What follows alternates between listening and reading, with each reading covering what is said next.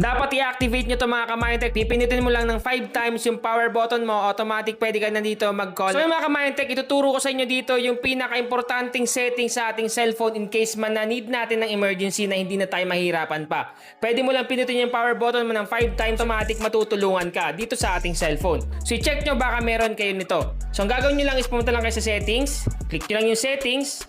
Pag dito na kayo sa settings, may makikita kayo dyang search bar sa taas or search engine. Take note nga pala mga Kamayontek hindi tayo lahat pare-parehas ng cellphone. Iba't iba yung brand. Pero itry nyo pa rin at i-check nyo kung meron kayo nito.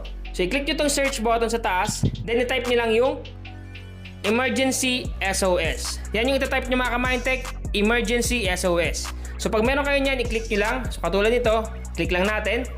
Automatic dito tayo mapupunta sa may safety and emergency.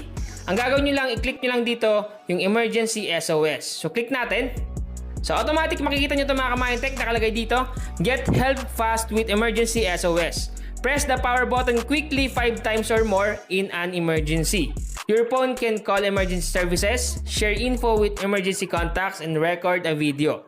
So, ngayon ang gagawin nyo lang mga Kamayontek, pag meron kayo nito, i-click nyo lang yung Startup. So, click natin itong Startup.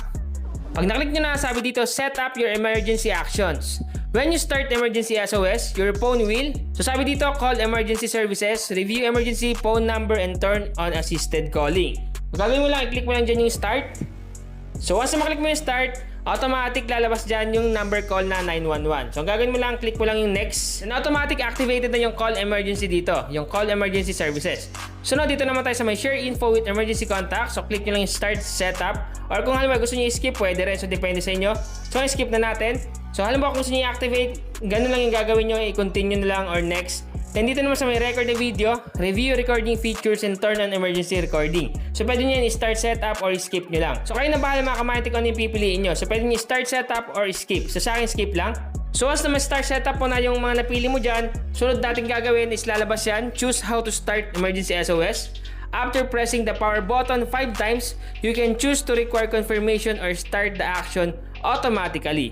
So ibig sabihin lang, pag click mo daw ng 5 times yung power button dyan, automatic magsisetup yan dun sa kaninang choices na pinili natin. Kung halimbawa lahat nyo yung sinetup, automatic makikita nyo yung tatlo dyan. Pero kung halimbawa katulad sa akin, isa lang yung sinetup ko yung pinakauna, yun yung makikita nyo. Then nakalagay dito sa baba, emergency SOS with touch and hold.